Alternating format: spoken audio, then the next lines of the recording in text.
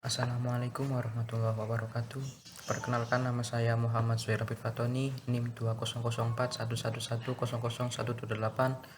Di sini saya akan menjelaskan tentang jawaban-jawaban saya di tugas 4 matematika diskrit C. Nah, yang pertama yaitu latihan soal, yang soalnya adalah tentukan konvers, invers, dan kontraposisi dari kalimat-kalimat berikut. Nah, kalimat yang pertama yaitu, jika hari ini asesmen matis, maka saya akan berusaha mengerjakan soal dengan baik. Nah, jika saya menentukan konversinya yaitu hanya membalik kalimatnya, yaitu dari yang sebelumnya pi, jika p maka q, dan kalau ke konversinya yaitu dibalik, jika q maka p. Lah, nanti bentuknya akan menjadi seperti ini. Yang awalnya jika hari ini asesmen matis, nanti hasil akhirnya akan menjadi, jika saya hari ini mengerjakan soal dengan baik, maka hari ini adalah asesmen matis. Nah, yang kedua yaitu inverse. Inverse itu mengubah kalimatnya menjadi, jika negasi p maka negasi q, yaitu format penulisannya sama seperti ini, awal atau akhirnya sama, tetapi akan ditambahi timbuhan tidak untuk negasinya seperti ini. Jika hari ini tidak asesmen matis, maka saya tidak berusaha mengerjakan soal dengan baik. Lah, ini adalah inverse-nya, yaitu bentuk format dari inverse yaitu negasi p maka negasi q. Lah, kontraposisinya yaitu, jika saya tidak berusaha mengerjakan soal dengan baik, maka hari ini tidak asesmen matis. Lah, kontraposisi ini dalam awal atau akhiran dari kalimat-kalimatnya yaitu sama seperti konvers, tapi dalam kontraposisi itu ditambahi negasi q. Jika negasi q maka negasi p. Lah, yang kedua yaitu, jika saya tidak malas belajar, maka kelulusan bukanlah hal yang sulit. Lah, konversinya itu saya rubah menjadi, jika kelulusan bukanlah hal yang sulit, maka saya tidak malas belajar. Lah, ini tinggal dibalik saja. Dan lalu inverse-nya menjadi, jika saya bukan orang yang tidak malas belajar, maka kelulusan tidak akan menjadi hal yang tidak sulit. Nah, ini kan karena ada negasinya, maka kalimat-kalimatnya itu ditambahi tidak. Nah, jika saya bukan, atau kebalikannya, jika saya bukan orang yang tidak malas belajar, ini kan dari awalnya jika saya orang yang tidak malas belajar atau rajin belajar, maka kelulusan tidak akan. Lah, ini ditambahin tidak karena negasi, tidak akan menjadi hal yang tidak sulit. Seharusnya kan kalau dalam perkataan bisa dikatakan maka kelulusan adalah hal yang mudah. Lah, kalau dalam negasi maka ditambahi tidak menjadi, maka kelulusan tidak menjadi hal yang mudah. Nah, seperti itu. Dan kontraposisinya yaitu, jika kelulusan saya bukanlah hal yang tidak sulit, maka saya bukan orang yang tidak malas belajar. Nah, ini seperti converse, tapi ini ditambahi bukan atau mengingkari dari nilai yang semula. Nah, lanjut ke latihan soal yang menentukan tabel kebenaran. Nah, dalam menentukan tabel kebenaran itu saya menggunakan tabel sederhana seperti ini. Nah, ini maksud saya untuk mengumpulkan nilai-nilainya terlebih dahulu, lalu menggabungkannya menjadi seperti ini, dan nanti hasil akhirnya adalah hasil akhir dari proposisi majemuk yang akan ditentukan tabel kebenarannya. Nah, pertama saya menentukan nilai-nilai dari proposisi atomik yang P, yaitu true, true, false, false. Yang Q, true, false, true, false. Ini maksud saya seperti ini itu agar seluruh probabilitas dari kemungkinan kebenaran itu semuanya sudah terlaksana. Maksudnya itu kan, jika nyambung ininya true, true, true, false, false, true, ada kemungkinannya itu sudah nyambung semua. Karena ini cuma ada dua proporsi atomik, maka 2 × 2 maka menjadi 4. Lah, cuma ininya cuma 4, sudah bisa menentukan semua kemungkinan yang ada dari true ke false, dari false ke true, atau sebaliknya. Nah, ini negasi P hanya mengingkari dari nilai yang awal, false false, true true. Nah, ini dimulai dari mencari kebenaran dari P konjungsi Q. Lah, seperti yang kita ketahui, konjungsi itu hanya akan benar jika kedua nilai dari proporsi atomik itu bernilai benar, atau true dengan true. Lah, itu baru bisa benar. Kalau tidak seperti itu, maka akan salah. Nah, true false, false, false true, false, false false, false. Lah, kan ini sudah kita miliki suatu nilai dari P konjungsi Q. Nah, yang ini P konjungsi Q, maka kita lanjutkan dengan P konjungsi Q implikasi negasi P. Nah, karena nilai dari P konjungsi Q ini sudah kita temukan, maka nilai yang ini sudah kita temukan, kita gabungkan dengan implikasi negasi P, yaitu seperti yang sudah pertemuan-pertemuan yang kemarin. Implikasi itu hanya akan benar, maksud saya hanya akan salah jika yang P itu benar tapi yang Q itu salah. Nah, ini kan P konjungsi Q, yang ini true, implikasi negasi P false, maka hasilnya adalah false. Karena implikasi itu salah jika P-nya ini benar tapi yang Q-nya itu salah. Nah, maka akan menunjukkan nilai false.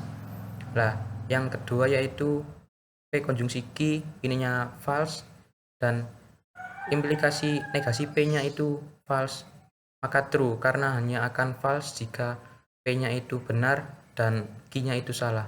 Dan ini seterusnya seperti ini karena tidak memenuhi nilai-nilai dari kesalahan implikasi atau nilai implikasi. Nah, lanjut ke soal yang nomor 2. Nah, ini dalam penentuan tabel kebenarannya sama seperti yang awal, tapi ini menggunakan beberapa operasi lagi, yaitu seperti ini. P konjungsi Q itu seperti yang awal, tapi yang ini diberi operasi negasi juga. Lah, negasi ya seperti yang saya sebutkan di awal, yaitu mengingkari atau membalik nilai yang semula, yaitu dari yang semula true maka menjadi false, yang semulanya false maka akan menjadi true. Lah, ini karena sudah kita dapatkan nilai dari negasi P konjungsi Q yang ini, maka kita tinggal menggabungkan dari negasi P konjungsi Q dengan disjungsi negasi P.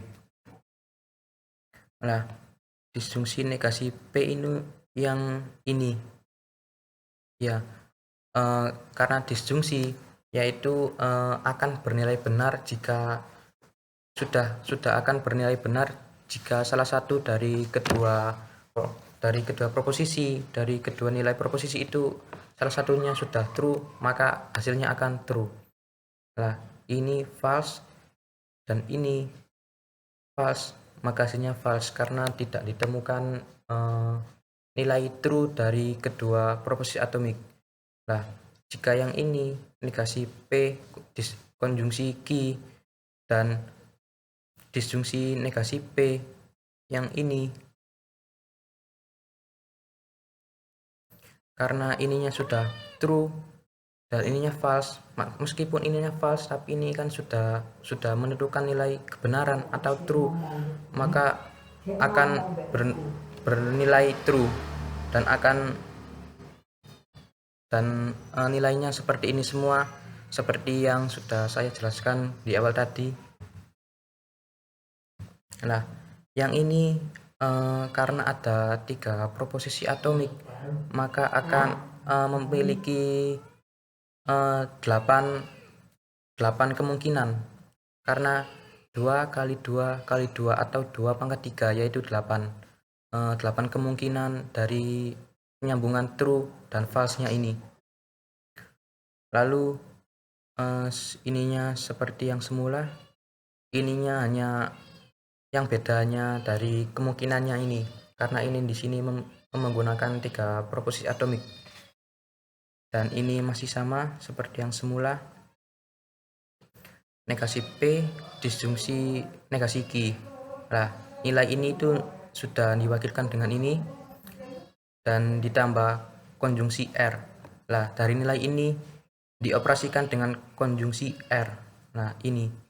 Nah, seperti yang saya sudah katakan, konjungsi itu akan bernilai benar hanya jika kedua nilainya itu benar. Nah, ini salah karena di sini false dan sini true, maka salah konjungsi dalam operasi konjungsi. Lah, kita ambil studi kasus yang true ini. Ini true kenapa? Karena dari nilai negasi P disjungsi Q ini true dan konjungsi R dioperasikan dengan konjungsi R, ininya juga true, maka akan memberikan nilai true seperti itu. Nah, yang keempat itu masih sama, masih menggunakan 3 proposisi atomik, yaitu yang memiliki 8 kemungkinan dari true false, false true. Nah, ini sama. Nah, yang ini tuh kan memiliki operasi P implikasi P konjungsi Q disjungsi R. Nah, pertama-tama kita mencari nilai Q disjungsi R yang ini, lalu P konjungsi Q disjungsi R yang ini. Kita memecahkan masalah dari yang paling terkecil terlebih dahulu, lalu sampai akhirnya sampai yang P implikasi P konjungsi Q disjungsi R yang ini. Lah, karena ininya sudah diketahui yang ini dan ininya P implikasi adalah yang ini, maka kita hanya tinggal menggabungkannya atau melanjutkan operasinya. Nah, yang ini bernilai true karena ini true dan ini true, maka true, seperti halnya operasi yang sudah saya jabarkan di beberapa soal yang lalu, yaitu implikasi hanya akan bernilai salah jika P-nya benar tapi Q-nya salah. Nah, seperti yang ini, kita ambil contoh yang false ini. Ini kenapa false? Karena P-nya ini, P yang ini itu bernilai true, tapi yang hasilnya makanya itu bernilai false, maka akan bernilai false seperti ini. Nah, kita lanjut ke soal nomor 5. Nah, di sini ada operasi baru, yaitu operasi biimplikasi. Ini operasi ini akan bernilai true jika yang P ini dengan nilai yang P implikasi Q konjungsi R ini sama-sama memiliki nilai yang sama, yaitu ketika akan bernilai true jika kedua proporsi atomik itu memiliki nilai yang sama atau ekuivalen. Nah, ini tuh P sama nilai yang ini, P implikasi Q konjungsi R. Nah, ini true dengan true, maka akan memiliki nilai true. Karena B implikasi ini akan bernilai true ya karena kedua proporsi atomiknya itu sama-sama memiliki nilai yang sama atau ekuivalen. Nah, seperti ini true dengan false, maka akan bernilai false. Nah, ini bernilai true lagi karena ini sama, meskipun ini false karena sama-sama false-nya dari kedua proporsi atomik yang kita operasikan, maka akan bernilai true karena biimplikasi itu akan bernilai true jika kedua proporsi atomik itu bernilai sama atau ekuivalen. Nah, ini yang nomor 6. Operasinya yang di sini sudah saya jelaskan dari awal. Semuanya ini hanya pengembangan dari soal-soal yang terdahulu. Pertama kita mencari P implikasi Q yang di sini saya sudah berikan nilai-nilainya yang di sini, lalu negasi Q disjungsi R yang ini, lalu dengan di implikasi atau dicari yang sama dengan P implikasi R yang ini. Nah, dari nilai yang ini diimplikasi dengan P implikasi R yang ini. Nah, ini jika kedua nilai dari proporsi atomik yang ini dan ini sama atau ekivalen, maka akan bernilai true. Seperti ini, true dengan true maka akan bernilai true. Karena yang ini false dengan true tidak ekivalen atau tidak sama, maka akan menghasilkan output yang false seperti ini. Yang seperti ini juga karena tidak sama ini dengan yang ini. Lanjut ke soal yang nomor 7. Nah, soal yang nomor 7 ini perintahnya adalah mencari menentukan apakah P implikasi Q dengan negasi P disjungsi Q ini ekivalen atau sama. Nah, ketika kita bisa katakan implikasi atau bisa kita katakan ekivalen atau sama itu ketika semua tabel kebenaran P implikasi Q dan negasi P disjungsi Q ini semua nilainya itu sama. Ini true, ini false, true, lah.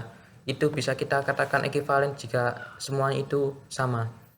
Lah, setelah saya buat tabel kebenarannya, ternyata nilainya itu memang sama persis seperti ini.